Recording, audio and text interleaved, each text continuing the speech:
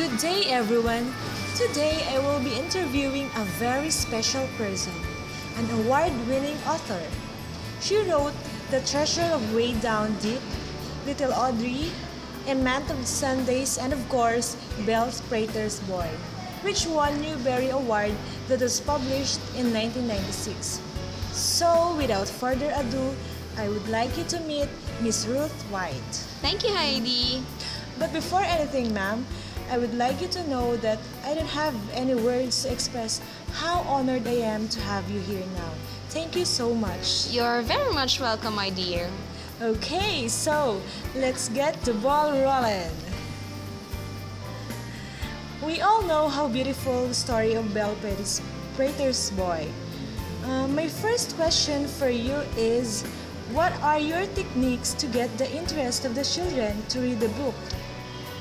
First, I combined mystery and humor. Mystery is for the children as readers to make them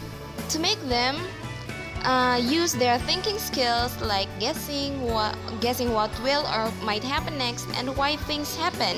This is not a technique that will just spoon feed their mind, but let them think critically, because it is important to develop their critical thinking skills. I also put humor because we all know children wants to enjoy what they are doing. This is the purpose of humor in the story, for them to enjoy reading. So we should not forget that kids must find pleasure in reading for them to love it more. So, who are your target readers here? Well, the story's main characters are both 12 years old, so children who are 10 to 14 years old can already understand and relate on the story. I used simple words that can be understood by these kids. Oh, okay, so why did you choose the title Belle Prater's Boy? When you hear the title, what could you infer? Uh, it's like the boy is Belle's lover. Something like that. I'm not so sure. Does that make it interesting? Yeah, that's really interesting. Because in the cover itself, I can see that the ones who own those legs are still young. So why at that age they have already known such things? Good, that's exactly my point. The title itself makes them curious about the content. If you're going to look at the cover and relate it to the title itself, you might infer that Belle is the one on the right side and on the other side is the boy.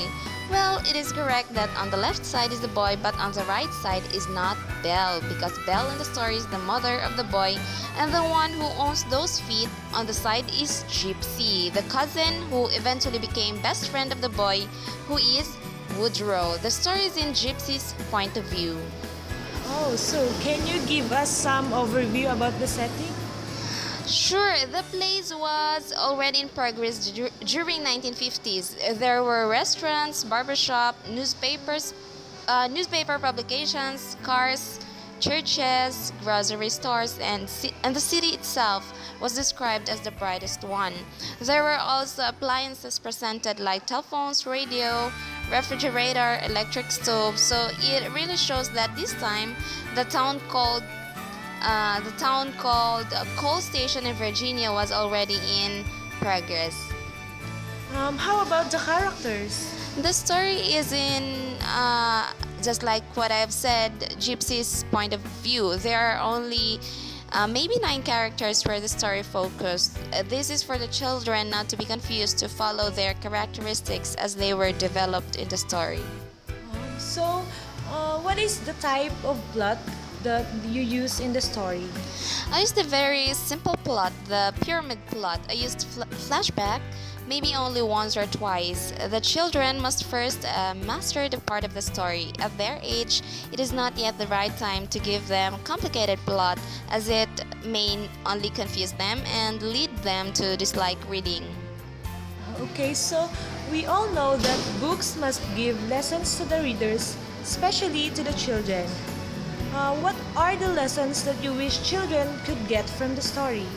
First of all is the importance of relationship, whether friendship or family relationship. These are the relationships that children of this age should know how to handle and appreciate. The story will also teach them to distinguish who can be their true friends, and that looks are not the basis of true friendship, but the willingness to understand and accept the other, because we all know that children tend to look at the outward appearance of others, right? If they look good, then they can be friends just like that. But here the story, beyond Woodrow's unusual appearance, Gypsy had found the true essence of friendship in him. Wow, that's just so amazing. I think our viewers are overwhelmed about the book. Do you have any words for them? Maybe I'll grab this opportunity to promote my book.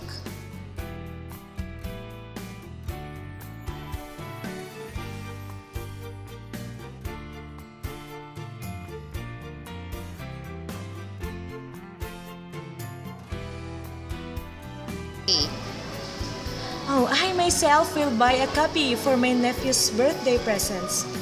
So again, I would like to thank you, Miss Ruth White, for this opportunity. Thank you so much. You're very much welcome, my dear. I have invited Gypsy and Woodrow for some questions since they are the main characters in the story. So hello, Woodrow and Gypsy. So let us have Woodrow first. My first question for you is, what made you strong despite the mysterious disappearance of your mom?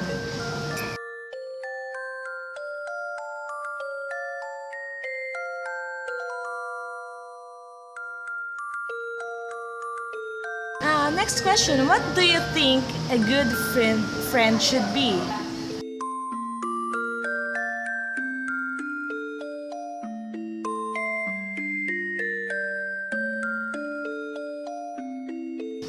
Thank you, Woodrow. And now let's go to Gypsy. What is the greatest lesson you learned from your life? It is when I realized how my mom and dad loved me, and of course my stepfather, Uncle Paul. If you could give your dad a message and suppose he's listening, what would you say? Daddy, I am sorry I cut my hair. I didn't know why you liked my hair long. I want you to know that you're my superhero. You save others' life from dangerous fire. I want you to know that you never looked ugly when your face got burned. You're still my handsomest man ever. I love you, Daddy. Thank you all guys for watching and keep checking my blog for more interesting books to come. Thank you!